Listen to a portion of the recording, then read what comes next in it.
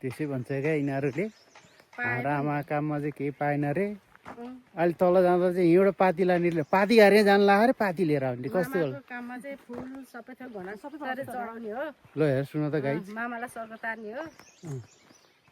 Tarn होला नि हिजै तारे तार्सियो आज झन् बेसी तार्ने हो र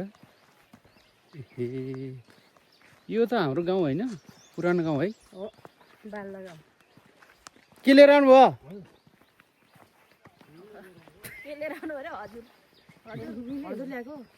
हजुर ल्याएको हजुर हो नि ठुलो भाइ कता गयो त भने टोपी खोजेर यो कुमारले खोजिदिनु पर्छ नि त भने उसको लुगा मलाई के थाहा हुन्छ त म जान्दैन रे के 8:30 भइसक्यो अब बुढा पनि पुरानो भयो कहाँ हरेक कुरो जान्छ र बिर्सियो सबै पहिला पहिला अन्त मेरो बाबा होइन मेरो ऊ अहिले झन् बडो बाबा भएको छ झन् बाबा भएको अहिले बुढो भयो माया गर्नुपर्छ ए कान्छी जान्न पढाउनु उतै बस्ने नि भरे त भयङ्कर हुन्छ भेडा नि मार्ने रे 17वटा भेडा हेर्न है 17वटा हो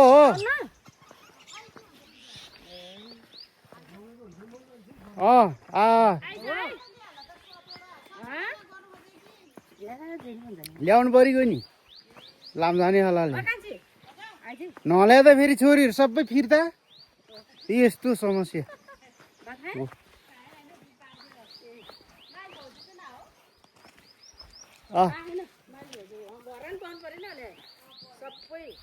घर बन्दै छ मान्छे चाहिन्छ हेर्नुलाई अब यत्रो केराको झाङ रहेछ बोट रहेछ फल्दै होला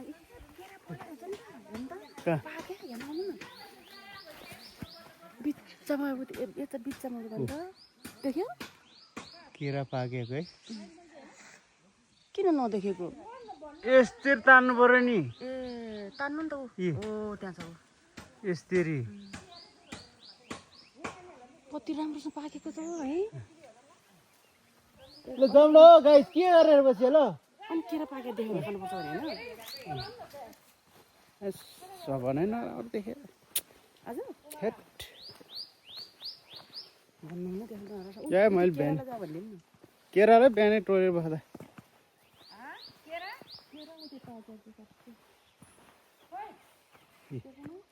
यसरी गर्नुपर्छ हान होइन नि माइलाले मलाई फोटो खिचेको छन् फोटो खिचेर यो मैले बनाउँथेको कि थाहै छैन ल जाउँ मलाई पत्तै पाउनु यो चाहिँ अब